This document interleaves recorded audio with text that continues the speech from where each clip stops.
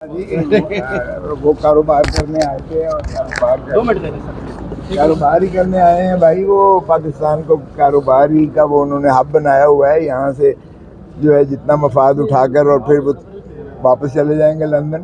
ان کا تو وہ ڈیزگریشن نہیں ہے حکومت میں، تو کس ڈیزگریشن سے جا رہے ہیں؟ وہ چائنا کا دورہ کیوں کریں گے؟ کس اور بھائی وہ سپریمو ہیں تو سپریمو ہوتا ہے نا. لیکن ان کے ساتھ بھی بھائی صاحب نے، چھوٹے بھائی صاحب نے طلاق دیا ہے. ان کے ساتھ بھی دھوکہ ہوا ہے. چھوٹے بھائی صاحب نے جو ہے ان سے چھین لی ہے وزارت عظمیٰ. تو آپس میں دونوں بھائیوں کا اور ان کے خانوادے کا آپس میں چل رہا ہے. دیکھتے ہیں. ایک طرف نواز شریف کا گروپ ہے جس میں ماشاءاللہ رانا ثناء اللہ صاحب ہیں، جس میں خرم دستگیر ہیں، جس میں جو ہے خواجہ سعد رفیق ہیں، اور جس میں جاوید لطیف وغیرہ.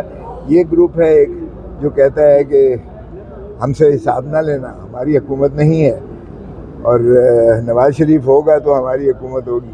تو وہ ڈس ایسوسیٹ اور ڈس اون کر رہے ہیں شہباز شریف کو. اب شہباز شریف تو ظاہر ہے کسی اور کی گود میں چلا گیا ہے، کسی اور کی حکم اور فرمائش پر وہ حکومت چل رہی ہے. نہ وزیر خزانہ اس کا ہے، نہ وزیر داخلہ اس کا ہے. تو وہ حکومت کون چلا رہا ہے، اور پنجاب میں بھی کون چلا رہا ہے حکومت؟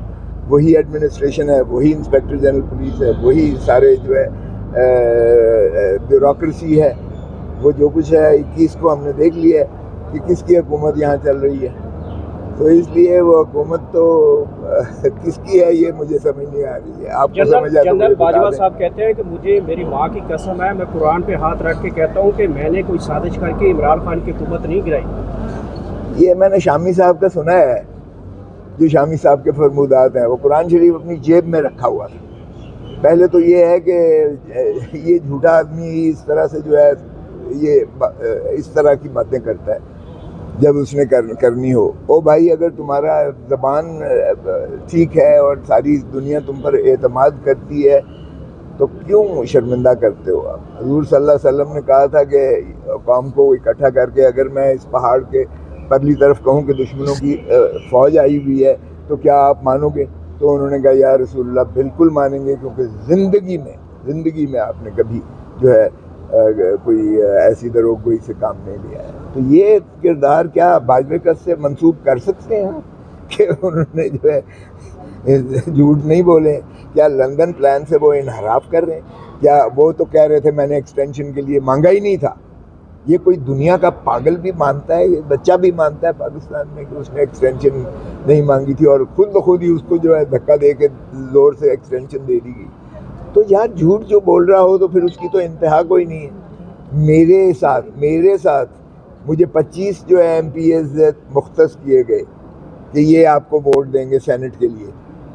مشرف نے کہا یہ فساد کی جڑ ہے، یہ نہ جھکتا ہے نہ بکتا ہے، اس کو نہیں بننا چاہیے، یہ ڈینجر مین. جنرل مہدی وہ ڈی جی رینجرز تھا اور بریگیڈیئر گھمن تھا، ان کو لگا دیا. انہوں نے میرے 11 ایم پی ایز ووٹ توڑے، 5 شوکت عزیز کو دیے اور اس طرح سے دوسروں کو بانٹے گئے. میرے ووٹ نکلے 14 25 کی بجائے. خیر میں بن گیا کیونکہ کمپیوٹرائزیشن اس طرح کی وہ ہوتی تھی کہ جب جماعت اسلامی کا ایلیمنیٹ ہوا تو 7 سیکنڈ ووٹ جو ہے وہ مجھے فرسٹ پڑ گئے، اور وہ میں پھر بھی منتخب ہو گیا ایز اے سینیٹر. یہ 2003 مارچ کی بات کر رہا ہوں.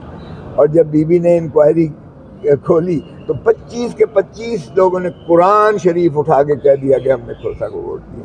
تو میں نے کہا بی بی معافی دے دو، یہ 11 لوگ جھوٹا قرآن اٹھا رہے ہیں تو اب مجھے گناہ گار نہ کرے. مجھے دیا ہے سب نے کیونکہ میں بن گیا ہوں. بھائی اللہ کی رحم کریں، اس ملک پر رحم کریں.